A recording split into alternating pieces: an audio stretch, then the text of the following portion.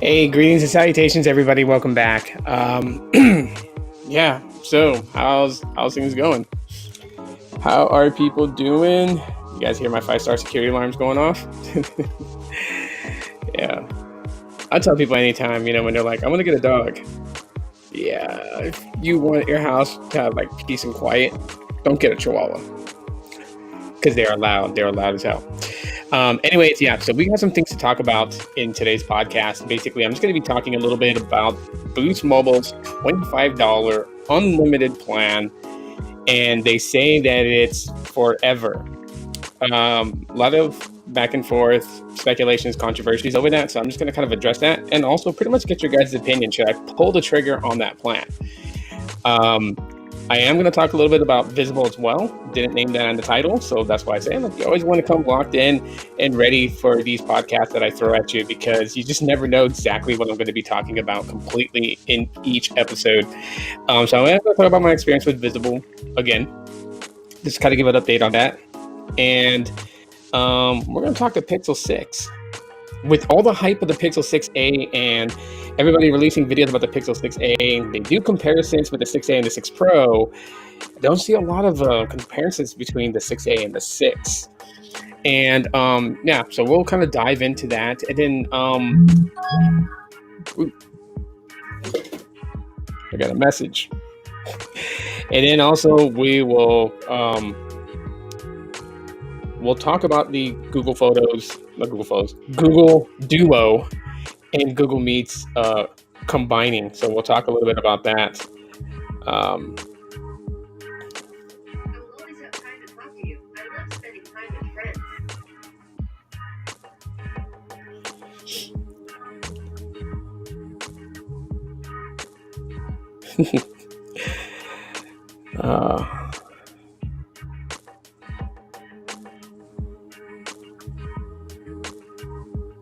Anyhow, yeah. So let's just kind of go into it, right? Boost Mobile recently is offering a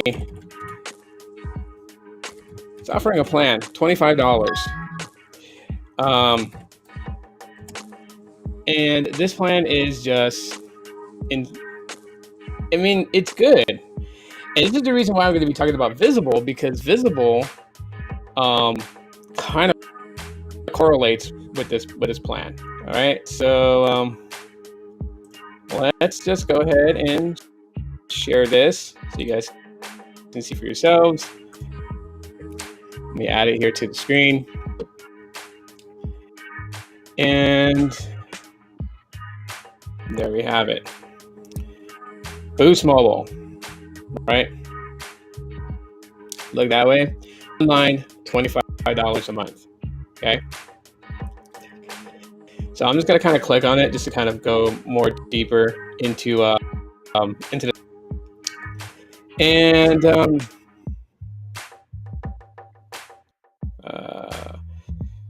no, I don't want to deal with that. Let's ask availability. So we'll just do that.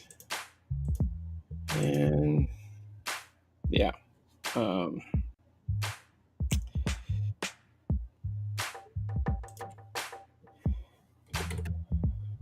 Home at gmail.com.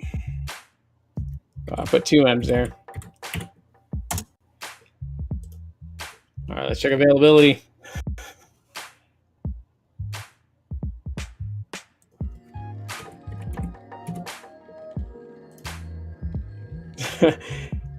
It's like you use a real email address. I guess using home at gmail.com is just not going to suffice, right?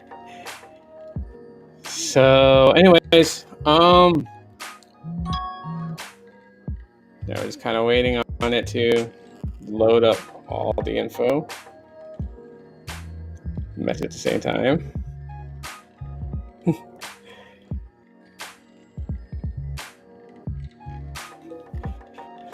Trying to invite the missus here. My internet just been slow with this Chromebook. I don't like this Chromebook. Anyways, you can start to see things are starting to load up here on this page. It takes a sweet little time to do that. But you can see the SIM kit is free. You're going to be paying, if you were to sign up for this today, is $25. And that's it. And then it asks you if you want to keep your phone number, if you want to get a new phone number. So you have all that. Basically, that's just what the plan is. Now, what the plan comes with is apparently unlimited talk and text, unlimited sort of mobile data. I mean, it's never shut off. So I guess that's their terminology of unlimited, is that they never turn it off. But it is limited to an extent. 30 gigs of high-speed data. So that's 30 gigs of 5G or 4G LTE, whichever you're using. And then it's slow down for the remainder of the bill cycle. Now, apparently that this plan is on the AT&T side. And there's rumors that everything's migrating over to the AT&T side for Boost Mobile, and that they're completely going away with the expanded network or the T-Mobile side of things, which is kind of weird for me because I have Boost Mobile. I still have my Boost Mobile line. It's not been converted over to ACP, so it's still on the EBB program, and it's still free. My next bill is due here this month. Still showing $0 that I owe. So technically, I don't really have to get a Boost Mobile line. But this one here for $25, this one here, it's $25. And taxes and fees included. It's $25. That's actually pretty decent.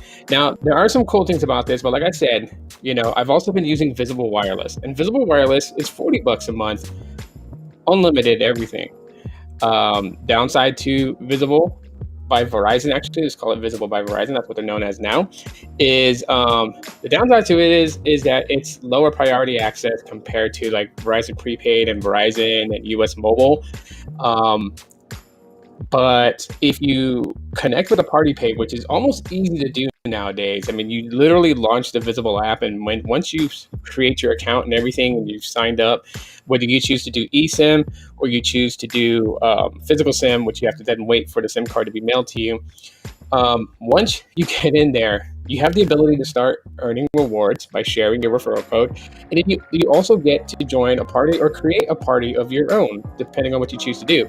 Now, if you're going to join a party, it gives you like 3 or 4 different established parties. Like these party groups have well over thousands of people connected on it.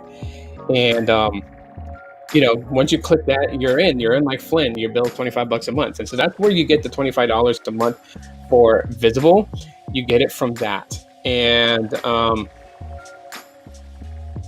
the difference between Boost Mobile's $25 and Visible's $40 discounted at $25 with Party Pay is the data. So on Boost Mobile, like I said, unlimited talk and text, right? So we'll just kind of split this and just do that. Okay, so I'll kind of reference it up there. But unlimited talk and text for this plan. 30 gigs of high-speed data, and then you are throttled. And I'm going to say 2G speed because even though like back in November, it was announced that Boost Mobile was not going to throttle you to 2G, but rather 3G speeds, it's still 2G. I mean, I can run my Boost Mobile line and completely get it down to using just 2G, using slower data, and it's like 128 kilobits per second. It's pretty slow. So now you do have mobile hotspot with this plan. From what I was able to find out, you do have mobile hotspot with this plan. The thing you need to know about this plan is that the mobile hotspot pulls from your 30 gigs of high-speed data. And I don't know if it continues to pull once you go past 30 gigs. And if it does, it's going to be the 2G speeds. So that's going to be like decent enough for you to connect your laptop and open an email or open a news article. It's not going to do anything heavy like online gaming. It's not going to do anything heavy like watching high-res videos, especially from a laptop that would maximize and utilize a much better, much better resolution. You wouldn't be able to do that without hotspot. But at the end of the day, that's how the plan is configured. So the hotspot is not a limited amount of hotspot. It's not like their older plans where it was like 30 gigs of high-speed data, 12 gigabytes of mobile hotspot. The hotspot is pulled from your actual data used. Now you look on the flip side with Visible, you get mobile hotspot with Visible. There is no allotted amount. It is capped 5 by 5. So 5 megabits per second download, 5 megabits per second upload, that's your cap. That is decent enough for you to be able to get on social media when hotspotting a laptop to it, or using like online game in a low res format. You'll be able to utilize that. There's people who have used it for online gaming, and it's not going to be the best though. And I think this is where Visible kind of like purposely did it that way, is so that way you really wouldn't get the best connection for mobile online gaming. They didn't want to be for that. So of course their ping times is high, which is their latency. It's pretty high. And then you have the 5 by 5 on the hotspot. But so comparing these two, because I know people have questions about it, should they go Visible and do the whole discounted thing to get their bill to 25, or should they do Boost Mobile 25? And then there's even, I'm hearing Metro is doing a unlimited everything $25. So they're really now starting to go after Visible by Verizon, because Visible is making a ding. While some people take to the internet to kind of like bash it and trash it, at the end of the day, there's places where Visible works. And again, this is going to happen where places that Verizon works. So the only caveat really to Visible that I can tell anybody is the fact that it's going to have lower priority access. A coworker of mine uses Verizon and has Verizon postpaid, and I was even telling him about Visible and how much I pay. And I did explain it, like the only difference you're going to see between your Verizon postpaid line and the Visible service, if you switch to that, is that your data priority access is going to be on the lower tier. So you're not going to have the fastest speeds, especially with Visible capping at 200 megabits per second. But with 5G, it'll extend beyond that just a tad bit, not drastically. So like 230, 240, at times I've even peaked at 250 megabits per second. And so, yeah, that is a caveat with Visible. The other caveat is that everything is done through chat. So there's not an actual phone support live rep to speak to. So if you're not very quick at typing on a keyboard, it's going to take you a while to really kind of explain situations to these representatives for customer support on Visible, right? Boost Mobile has call-in live reps to talk to, but people get kind of annoyed because some of them are from call centers that are outsourced to the United States. Some of them are in call centers in the Philippines.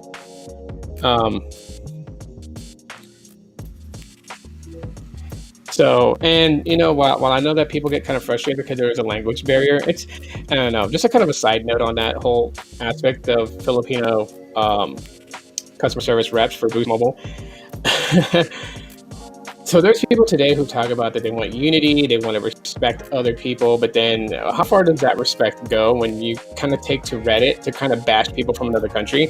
And, you know, I have this theory when it comes to that type of customer service and why people truly hate them. And it's not so much of the language barrier that I've noticed, because I talk to these people on the phone, and even though they have those thick accents, they, you know, the words that they're saying is clear enough for anybody to understand. But I think the reason why most people don't like them is because they are the by the book, right?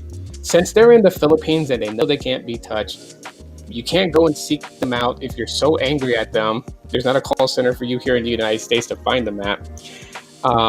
They know that we can huff and puff and threaten them over the phone. Nothing's going to happen.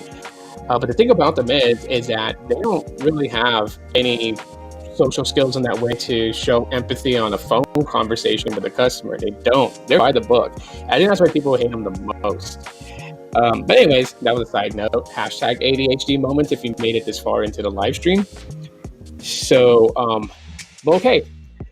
So the 25 between Boost and 25 between Visible. Now, there is a reason why I'm considering pulling the trigger on getting this plan. And that is because it is using the AT&T side of things. Like, I carry multiple devices with me. You guys know that. And majority of the lines that I have are T-Mobile dependent, right? So the Boost Mobile line that I have that is free is on the expanded network. It's not on the Transform network. So it's using T-Mobile's network. Then I have my Metro by T-Mobile phone line. And then I have Visible. So Visible uses Verizon's network. So I have a phone line to pretty much like, not really like so much test the network here in Phoenix, but to know like what is being built out here. If you guys don't mind me, I'm chatting with the love of my life as she's making her way to work. And yeah.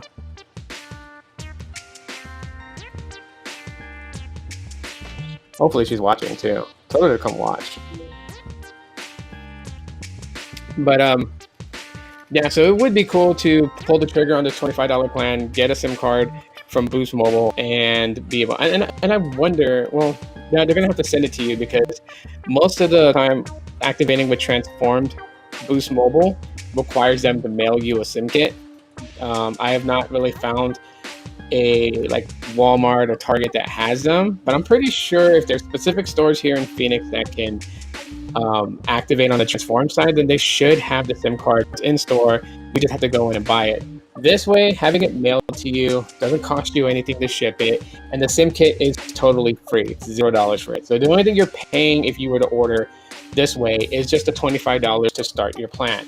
And I would like to think that they're going to overnight the SIM card to you the same way that Visible does when you order a SIM card at a certain time. If you order your Visible SIM card, I think like after 8 p.m. or 9 p.m., it's going to take 2 days to get to you. But every time that I've ordered about 7 o'clock, between like 10 in the morning to 7 in the evening, my time, they have sent out a SIM card that arrived next day. So.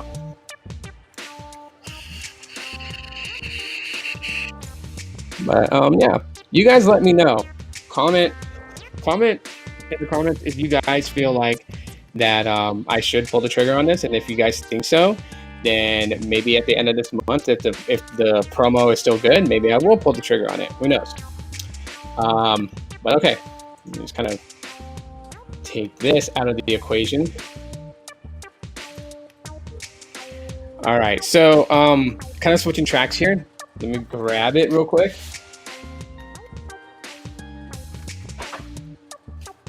And we got the Pixel 6 back on deck here. Now the Pixel 6 is probably one of the phones that I feel like that is being forgotten. It's being forgotten. Like, I'm seeing a lot of tons of videos about the Pixel 6a, and good on them. It gets more people to know what a Pixel is and what the Pixel 6a is, and all that stuff. And I'm seeing comparisons. Some of them make sense, right? Some of them don't make sense. I don't know why you would take a Pixel 6a and have it go up against an iPhone 13 Pro Max and then come to a conclusion that this is the reason why Pixels aren't good. I think it would be a fair play to take the Pixel 6 Pro and put it up against the iPhone 13 Pro Max, take the Pixel 6 and put it up against the iPhone 13, and taking the Pixel 6a and putting it up against the iPhone SE 3rd generation. Hi, love. Hi.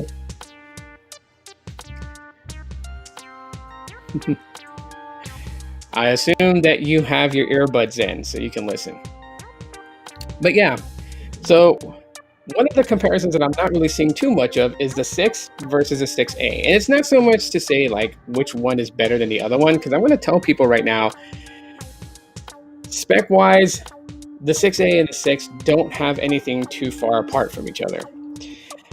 There are things that the 6 has, of course, the 6a doesn't have, and that is going to be, wireless charging, the body material build of it, a little bit bigger display, and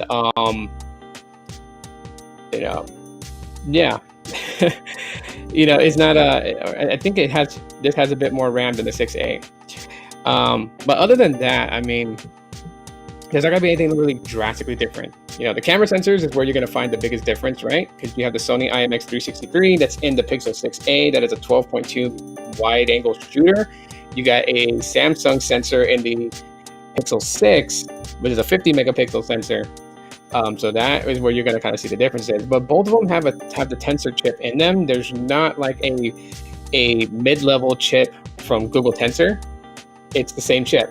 So, there's a few people who did comparisons. They did comparisons like doing benchmark testing between them, doing photo comparisons between them.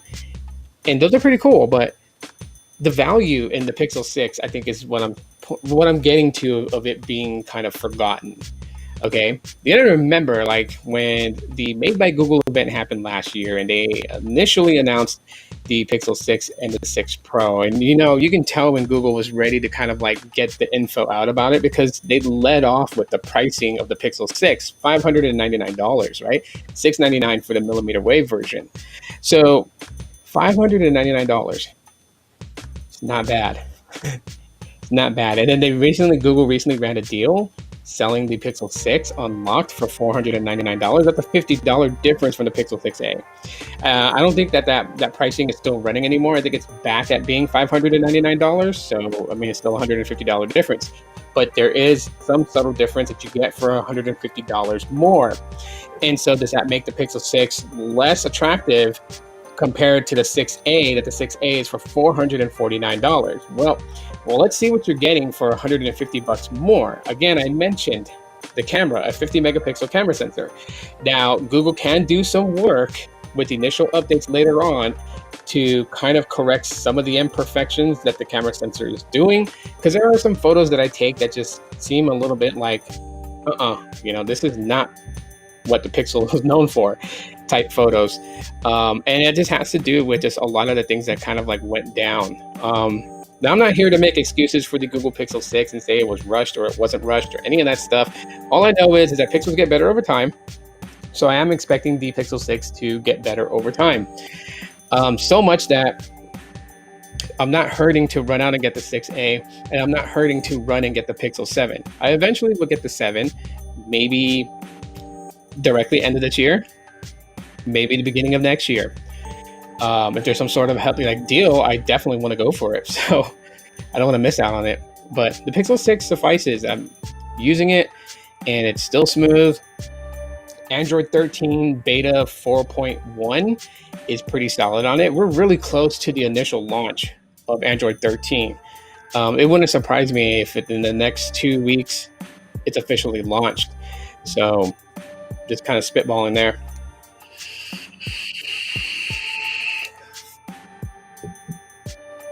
Oh, you do have your earbuds on.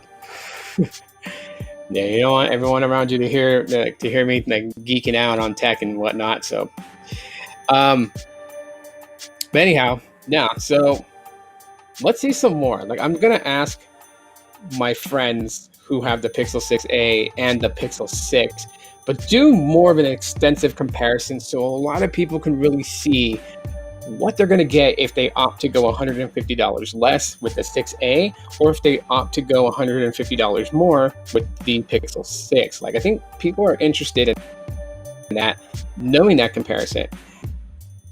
Not even just a lot of people on here. Yeah. But yeah, that would be nice for someone to actually do that. Like, if I had all the money in the world, I would just do it for you guys. Unfortunately, I don't. And that's life. But that's something that I would definitely want to see. And, all the stuff with the Pixel 6a and the bugs and stuff like that, like, I don't know. A part of me just was just like, hopefully this launch wasn't botched. Because the 5a was slightly, but the 4a 5G, the 4a, the 3a, they were pretty good upon release. But it is what it is, right? Google's first shot at creating their own silicon, and they did so. And yeah, there's going to be some error, but the Tensor 2, holding out for the Tensor 2, and Google learned from its mistakes, and it's going to launch, and it's going to perform well, and there's going to be less bugs. One could wish. Before I wrap up this live stream, we're going to dive into the last bit of what I wanted to talk about, and this is Google Duo becoming Google Meets.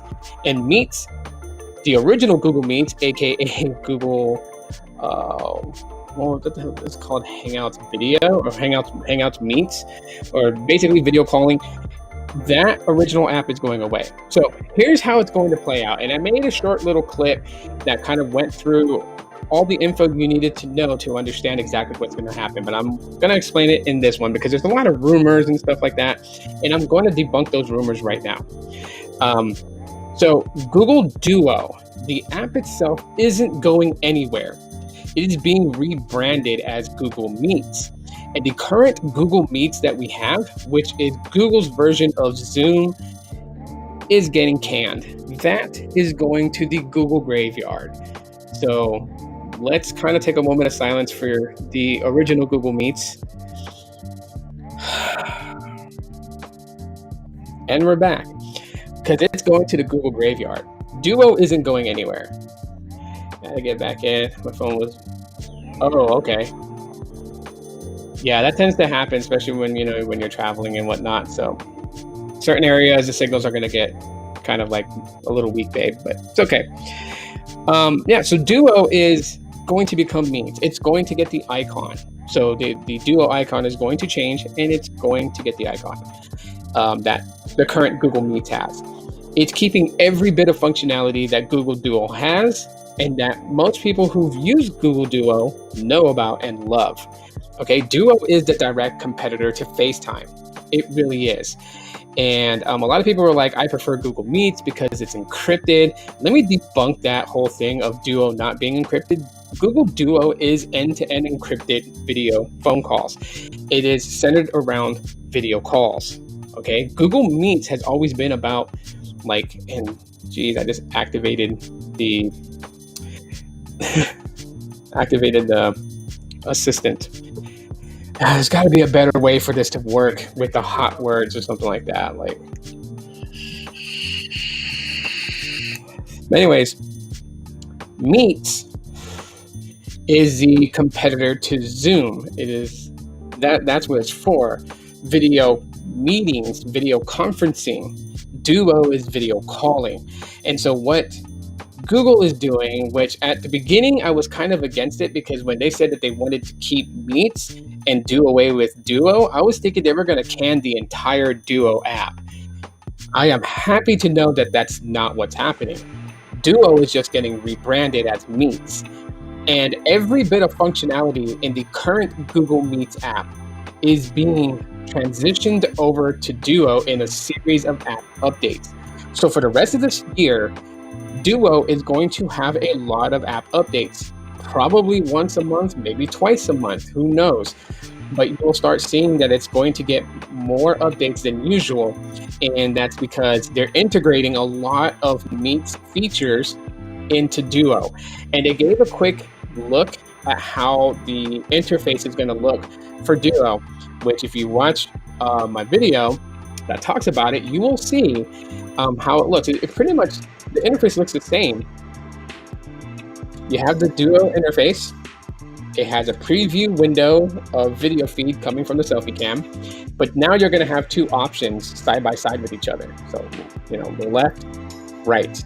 Well, my left, your right. Let's flip it away. Left for you, right for me.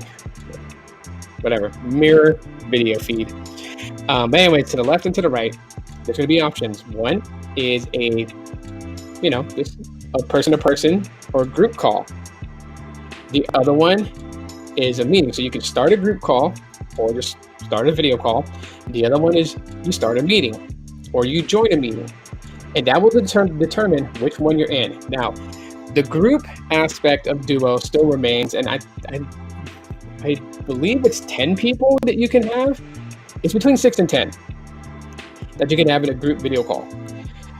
If you wanted a larger group of people, that's where you would utilize Meets, because Meets allows you to have 100 people in that virtual meeting.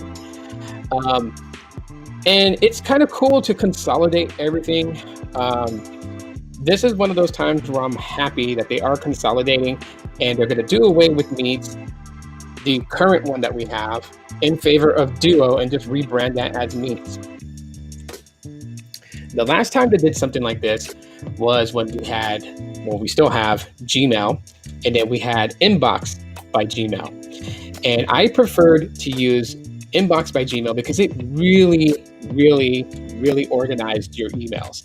Anything that it would deem like a financial bill, a financial email, or anything with finances was grouped together in the finance section. Anything that was social media was grouped in social media section. Anything that, you could even create those different groups, and your emails would be grouped accordingly. So you knew where to go to find your email, and it didn't take you long to find that specific email because you knew what specific topic it was going to lie in.